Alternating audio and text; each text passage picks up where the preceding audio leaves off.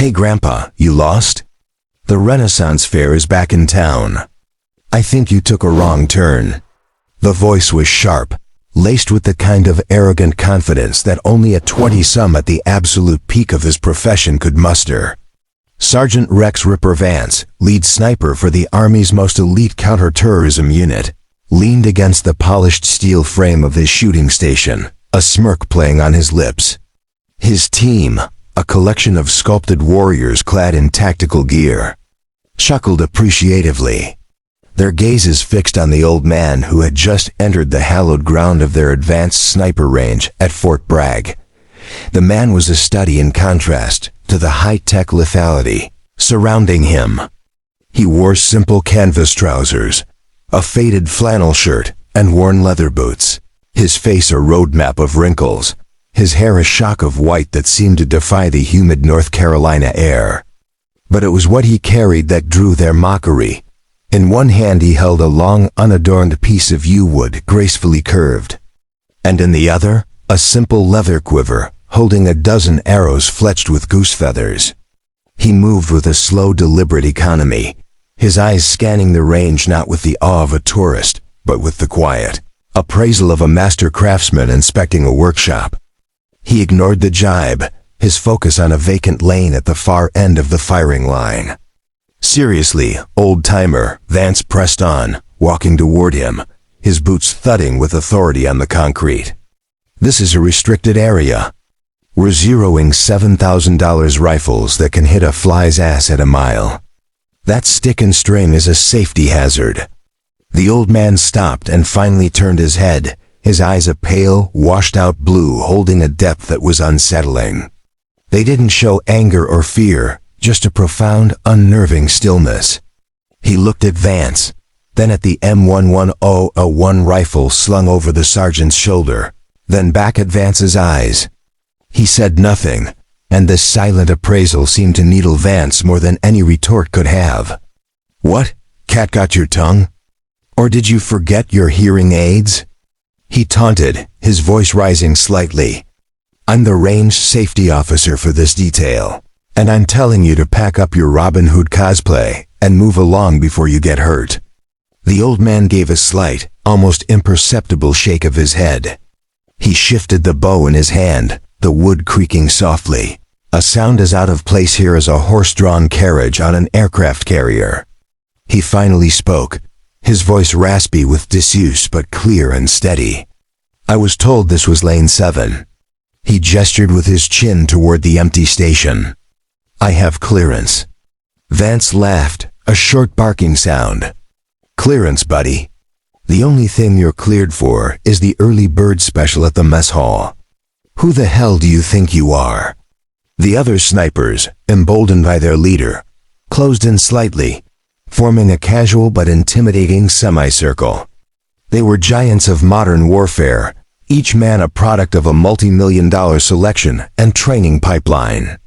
They smelled of gun oil and discipline, their gear a symphony of cutting-edge technology, ballistic computers strapped to their wrists, Kestrel wind meters clipped to their vests, scopes the size of small telescopes mounted on rifles built with space-age materials. One of them, a younger operator named Diaz, held up his rifle. "See this, Pop? This is a Schmidt and Bender 5-25 by 56. I can count the hairs on a gnat's knuckle at 1,000 yards. What you got there?" "The Mark I eyeball." The group laughed again. The old man, whose name was Silas, simply looked at the sophisticated optic, his expression unreadable.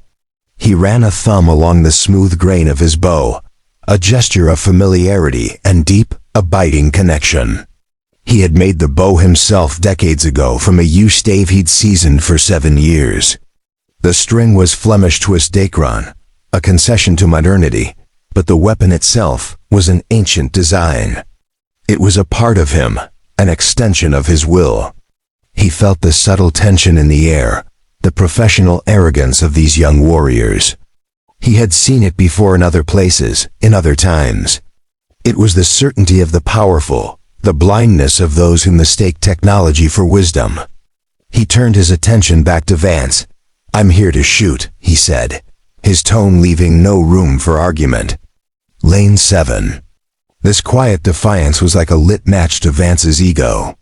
He stepped directly in front of Silas, using his height and physical presence to dominate the space. "You're not listening, old man. This isn't some backwards archery club. We are conducting live fire exercises with .338 Lapua Magnum rounds. Do you have any idea what the muzzle velocity of that round is? The kinetic energy it carries? An arrow is a joke. It's a museum piece." He poked a finger at the bow. "You bring this toy onto my range again, and I'll confiscate it. Now get out." Watching from the control tower overlooking the range was Master Sergeant Frank Miller, the NCO in charge of the entire facility. He had a pair of Steiner binoculars to his eyes, not that he needed them. The drama was unfolding right below him. He chewed on an unlit cigar, his jaw tight. He knew exactly who the old man was. The base commander, Colonel Jennings, had called him personally that morning. "Frank," the colonel had said, his voice unusually grave, "you're going to have a guest on the long-distance range today. His name is Silas Ka. He has my full authorization to use any lane he requires. Give him whatever he needs." Miller had, of course, asked about the nature of the guest's business. "He'll be carrying a longbow," the colonel had replied, a strange note in his voice. "Just let it play out, Frank. Don't interfere unless there's an immediate safety breach. Vance and his team have a lesson to learn today." Miller had been in the Army for 25 years. He'd seen generals humbled and privates perform miracles. He knew the scent of a planned lesson when he smelled one, and Ripper Vance, for all his undeniable skill, was long overdue for some humility. He was the best sniper the program had produced in a decade, a prodigy with a rifle, but his arrogance was becoming a liability. He saw the world through his scopa, series of targets to be acquired and neutralized, and he treated people with the same dismissive precision. So Miller watched, his hand hovering over the intercom button, but held back by the colonel's order. He watched Vance puff out his chest, saw the condescension drip from his every word, and saw the old man Silas stand there like a granite boulder in a rushing stream, unmoved, unbent. The dramatic irony was thick enough to taste. Down on the line, Silas simply held his ground. "Sergeant," he said, his voice still quiet, but now edged with something hard as forged steel, "I have my orders. You have yours. I suggest you check with your commanding officer if you have a problem with them." The mention of a commanding officer was a direct challenge to Vance's authority on the range, and his face flushed. "Are you pulling rank on me, old man? You got a name, a unit?" "My name is Silas," he replied. "And that's all you need to know." Vance was about to explode, ready to physically remove the man from his range, when his cum unit crackled in his ear. "Ripper, this is Tower. Stand down." It was Miller's voice, flat and official. "The guest is cleared. Let him proceed to lane 7. Vance froze, his jaw working silently. He shot a venomous glare up at the control tower, then back at Silas. He was trapped. To disobey a direct order from the range NCO-IC was unthinkable, but to allow this mockery to proceed was a deep personal insult. He gritted his teeth and stepped back, making a great show of it. "Fine," he spat. "You heard him. The fossil has clearance. Let's see what he can do. Don't come crying to me when the wind snaps your little twig in half." He stalked back to his station, his pride wounded. "Diaz set up the challenge target," he barked. "Let's give our guests something to remember." A wicked grin spread across Diaz's face. He understood immediately. The challenge target was a special setup used to humble visiting hotshots from other agencies. It was a 10-inch steel plate, placed not at 1,000 or even 1,500 yards, but at a seemingly shorter distance of 800 yards. The difficulty wasn't the distance alone. It was the location. The target was positioned across a small, deceptive valley on the range known as the Devil's Anvil. The valley created a vortex of unpredictable swirling crosswinds that changed second by second. Hitting anything in that zone with a projectile was less about ballistics and more about black magic. Even for them, with all their technology, it was a shot they only made one time out of 5. For a bow and arrow, it was a physical impossibility. It was a cruel public way to humiliate the old man. The operators got to work with practiced efficiency. A remote camera was zoomed in on the distant plate, the image appearing on a large monitor at the firing line. The wind was gusting, flags at different yard markers snapping in opposite directions. Vance picked up his kestrel and took a reading.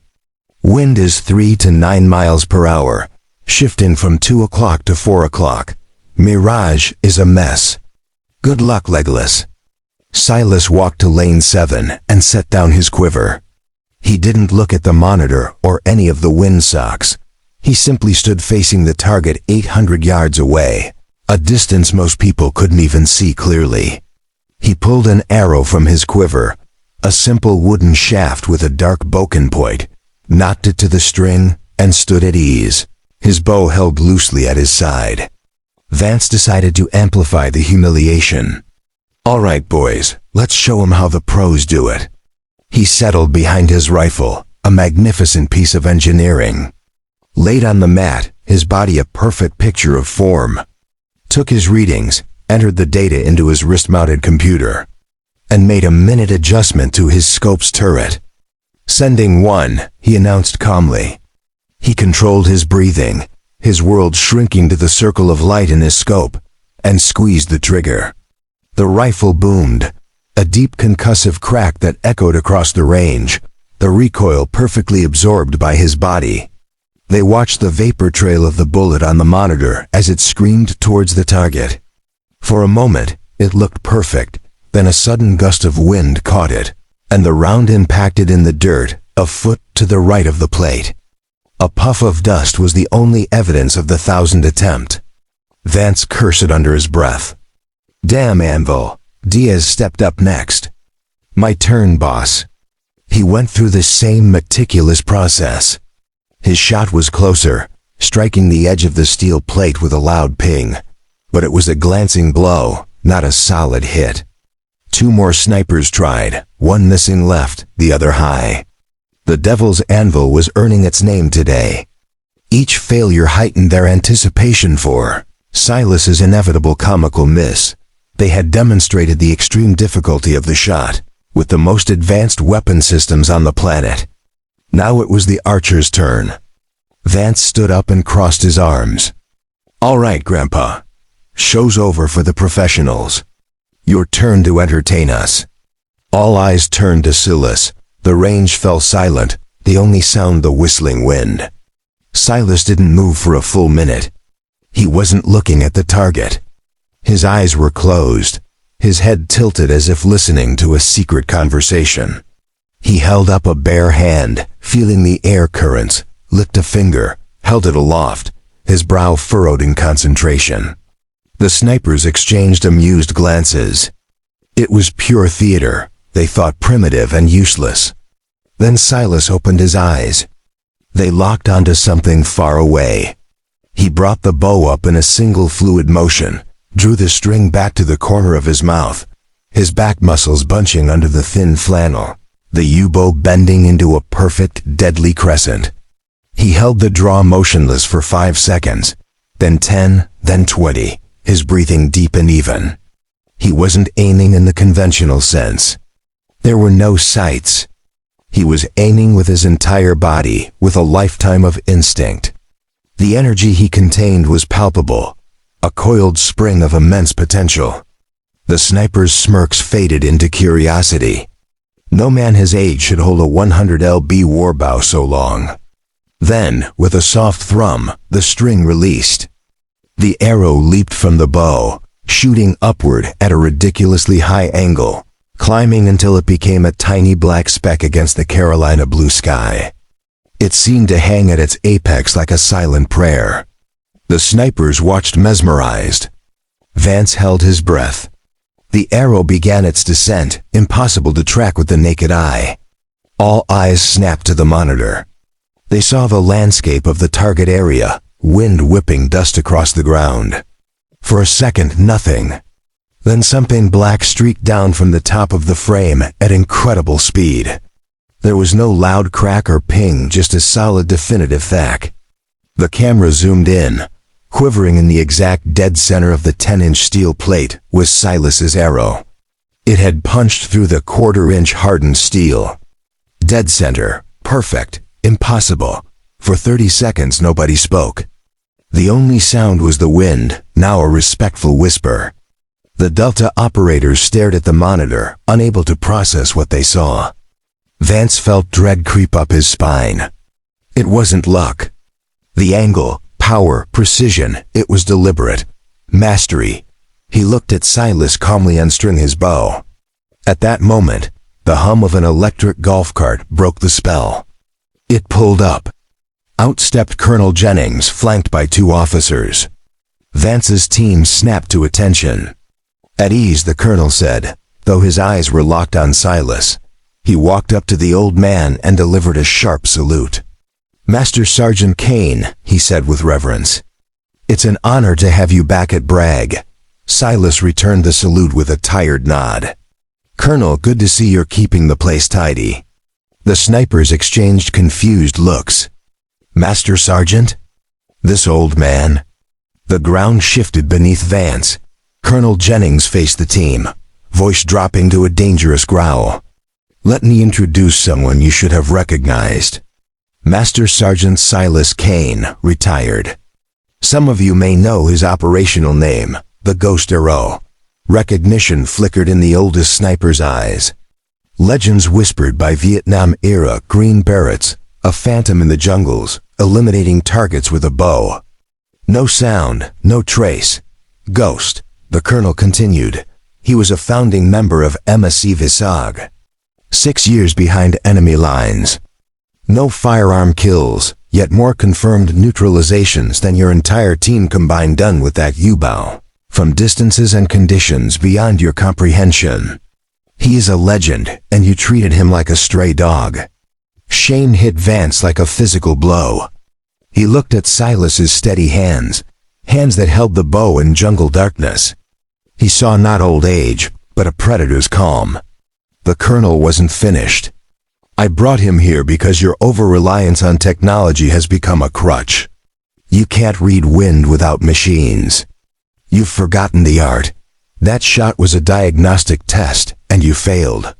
He stepped closer to Vance, whispering like a threat.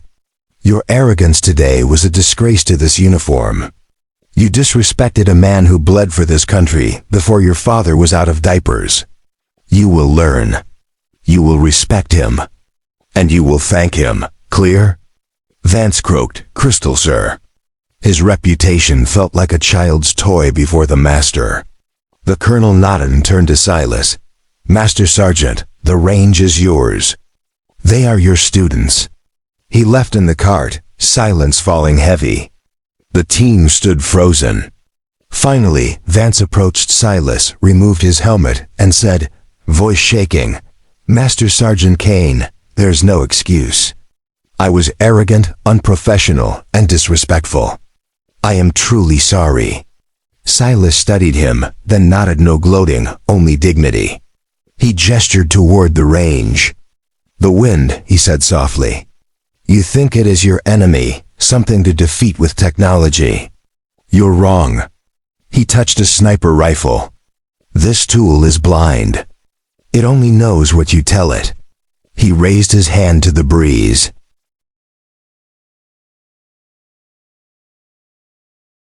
The wind isn't an enemy. It's a messenger. It tells you everything if you listen. He picked up an arrow. This doesn't fight the wind. It rides it. Harmony, not force. He looked at the team. "Your first lesson is to put away your machines." He walked back to his lane, knocked another arrow, and looked toward the hills. "Now," he said, with a faint smile, "let's talk about how to listen." The team gathered around him, rifles forgotten. ready to learn the ancient language of the wind from the ghost who had mastered it.